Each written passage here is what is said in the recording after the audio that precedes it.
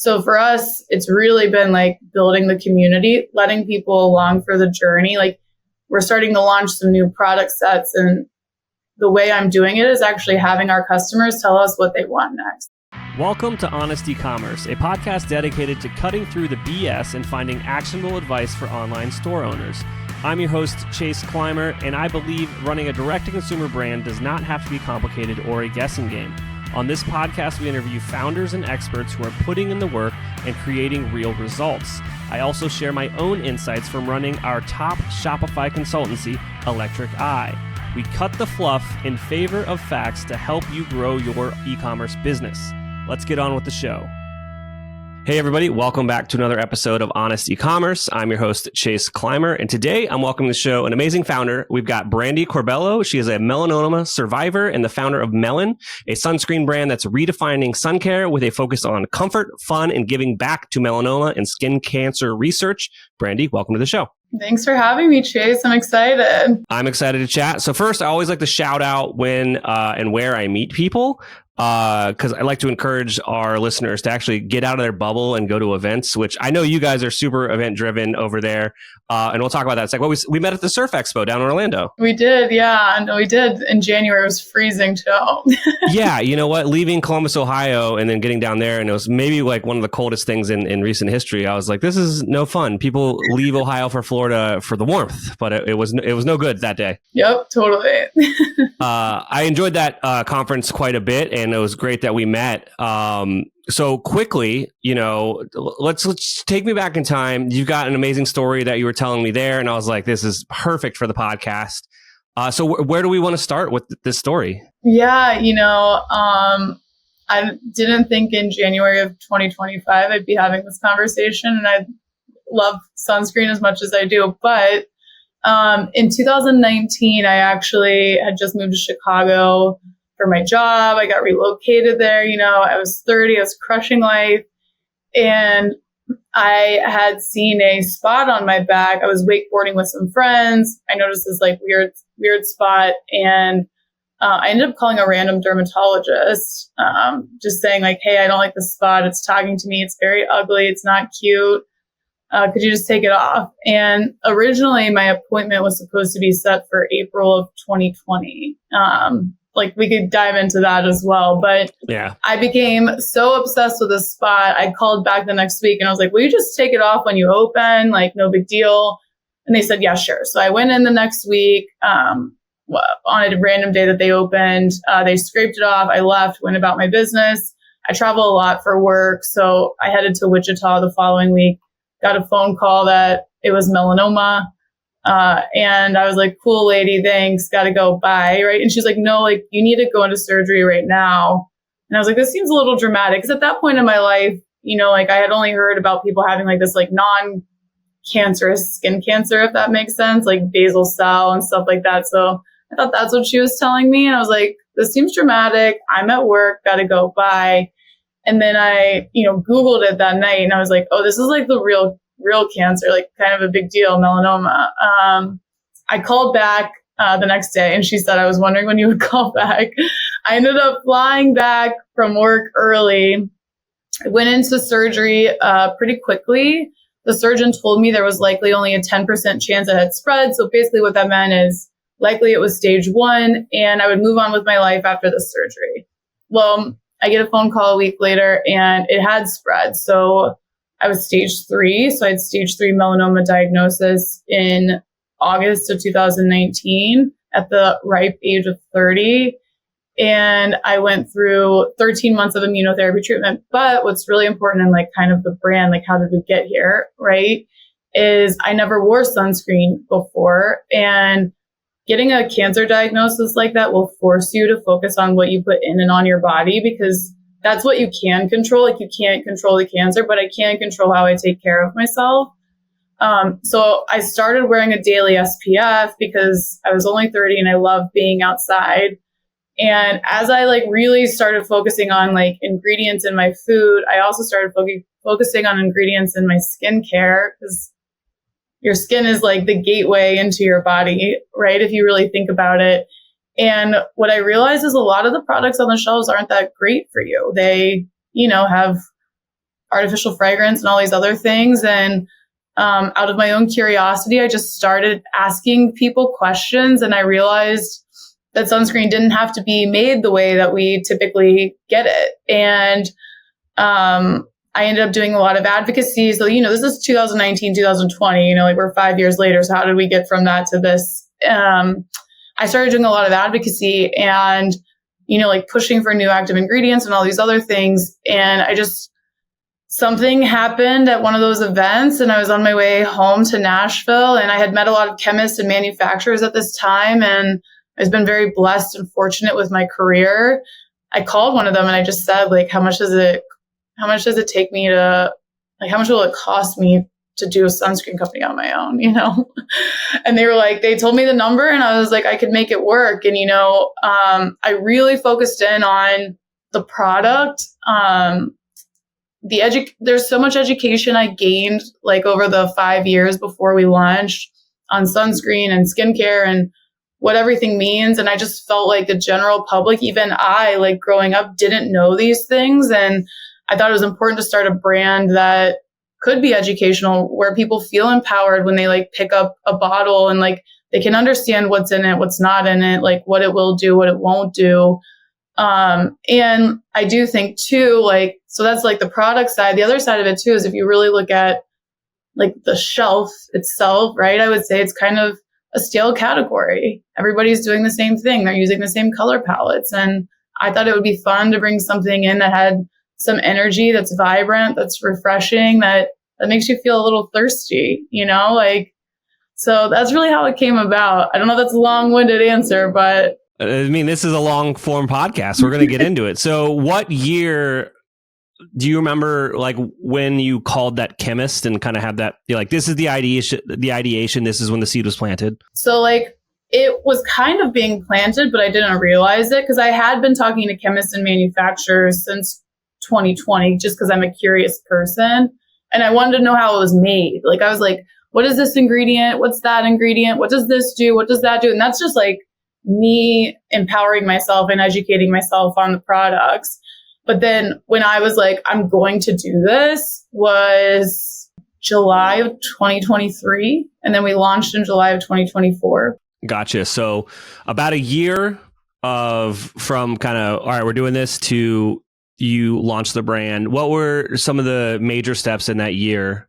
Yeah, I think, the first step was getting the formula, like and understanding like what products you want to launch with, because I had a budget, it's self-funded. So, we launched with kind of an OG, if you will, SPF 30 spray and lotion. It's typically like of highest demand. And then getting the formula, like I had a lot of values that I wanted to stick to just from my education for the 4 years that I had it. And, like I didn't want artificial fragrance. I didn't want EDTAs. I didn't want pegs. Like I didn't want any of those things. And I also wanted the lowest chemical concentration possible, right, to achieve the SPF, which is hard to do. So the formulas came first. Then it was, okay, what are we going to call this thing? Like, what's this brand going to be, right? And like, what are our values? What do we stand by? And then really starting to design it. I mean, once we had the formulas and the branding, it was, you kind of just like put it all together, right? Like, but I would say those were like the two big steps. Absolutely. And then what was kind of the go-to-market strategy? How did you make noise about this? How did you get eyes on it? I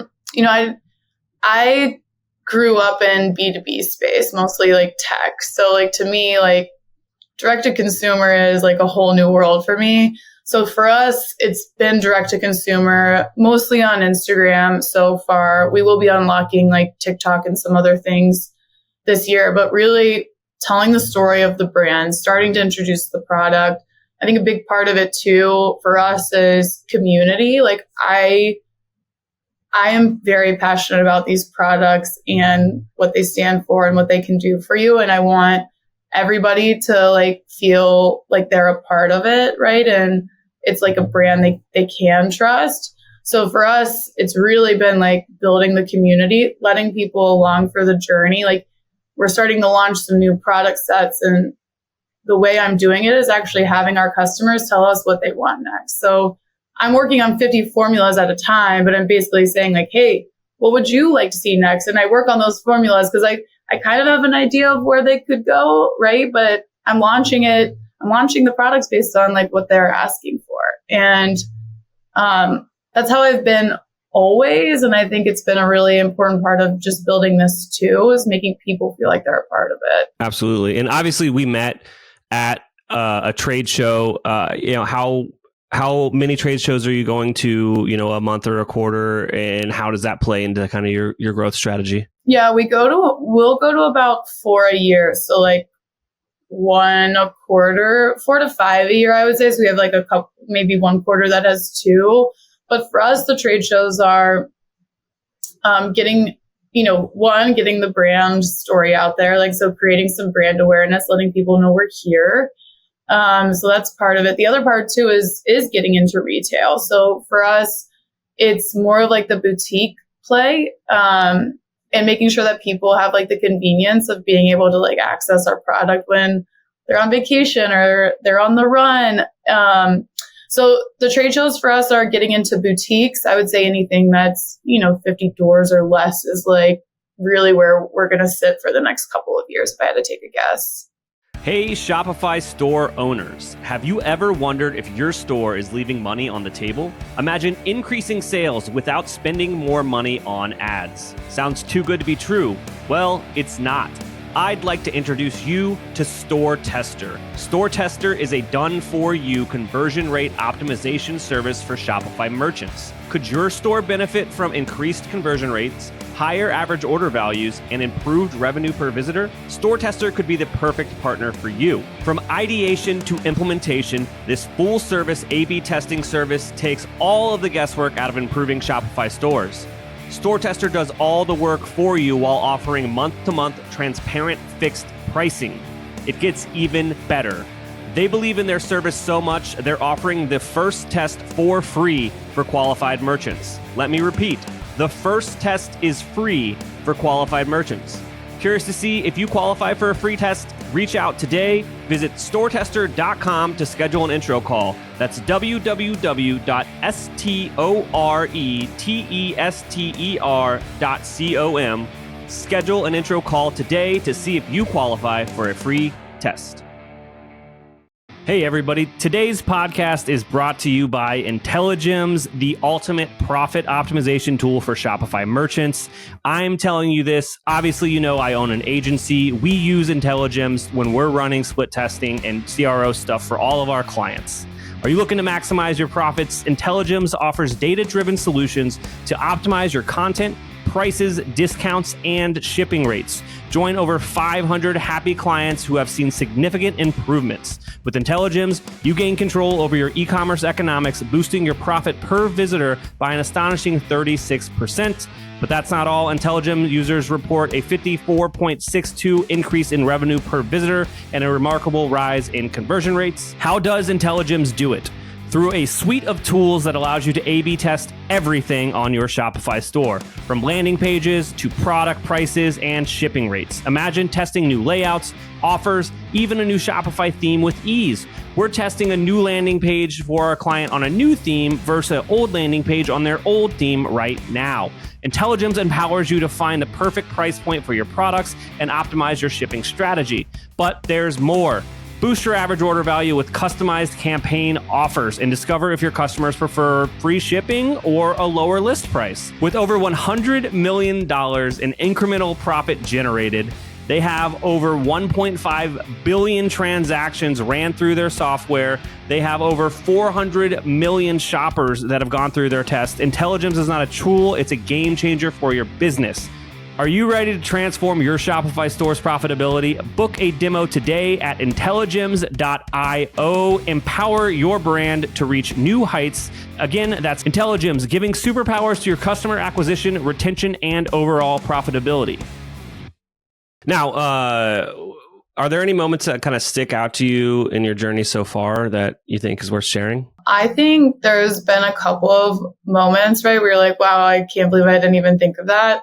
One that like sticks to mind the most to me is as we were like designing the packaging, the designer put a placeholder for the barcode on the packaging, and I like sent it to our manufacturer. I was like, here's our packaging. It's so beautiful. And they were like, well, where's the barcode? And I was like, well, I thought that's what you did.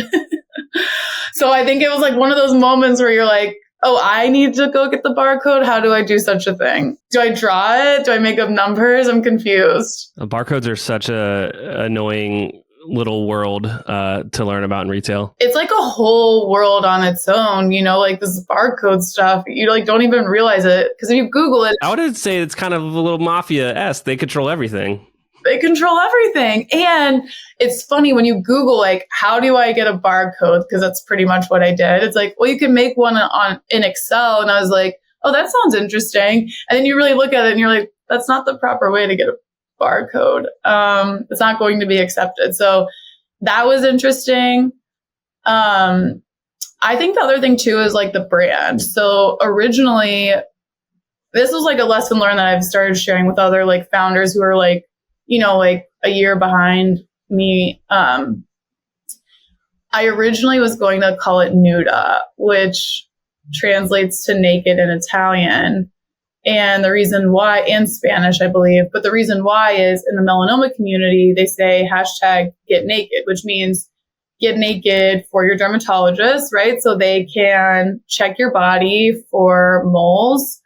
And it's a little like risque. And I remember originally I was like, I'm going to make sunscreen sexy, it's going to be like all blacked out, and it's going to be this like sexy brand that people are like, wow, I feel like sexy when I wear sunscreen. Which like now that I'm saying this out loud, like a year later, I'm like, I can't believe this was the direction I was going. But what happened is I actually did a brand market poll. So I did some market surveying of the brand, and the feedback I got was mostly from moms, and they told me I would never buy a brand like this. It's too sexy. Like I would never want my kids to like wear that sunscreen. And I literally in that moment was like, moms can be sexy too. They're going to love it. Like I was just not listening, Had blinders on. Yep. I was obsessed, as any founder is. And then I was actually on my way to the manufacturer to print our packaging because the packaging was going to be all black and it was going to be really cool and fun. And you notice too on my product, there's black, and that's the color of the melanoma and skin cancer ribbon. So we like pay tribute to the founding story ribbon, which is why we have like black in the branding, but it was going to be all black. And I was on my way to Miami, and I got a phone call from my trademark attorney. And he told me, you need to rebrand. There's a self tanner that is called Nuda, that's trademarked in Canada and the US. And we sit in the same category for trademarking. Devastated, mortified. I was like, what am I going to call this thing? Because I had to print in the next couple of weeks. So I basically had to rebrand. I ended up coming up with Melan on a run, and while I was in Miami, and it was funny. I had a couple friends that knew what I was up to, and I talked to them and told them about it, and they were like, Melan, I don't really get it. I was like, it's like short for melanoma, but we can be like punny, and like be cheeky and cute. And then we came up with a brand in over 48 hours, by the way. And I did a market pulse on the same group I had done for Nuda, and we earned like another 50 basis points. Like everybody loved it. And I was like, this is a brand everybody can like center around. That's interesting. Those are my two big things. Absolutely. Now, we're recording this at the beginning of 2025. So I got a 2-part question for you. Okay. What are you most looking forward to this year? What excites you? And then what gives you pause? What might be a little scary? So I'll say what excites me the most is some of our products that we have coming out this year. We have an SPF 30 mineral spray that's coming out, very clean, great for babies and kids.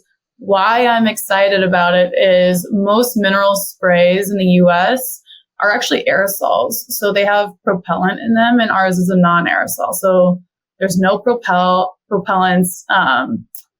It's super clean, easy to put on, doesn't leave a white cast. It's a really great experience for folks that are looking for a mineral. So I'm really excited about that, just given, the no propellant part of it. I think propellant takes away from what you're trying to accomplish with like a zinc or a mineral sunscreen. So I am very excited about that. I'm also very excited that we will be launching our OG spray in a 3.4 ounce can. So all of those people who are like weekend trip go-getters, like they can just have a nice, healthy, clean sunscreen on the go and they don't have to check a bag, which I'm super excited about.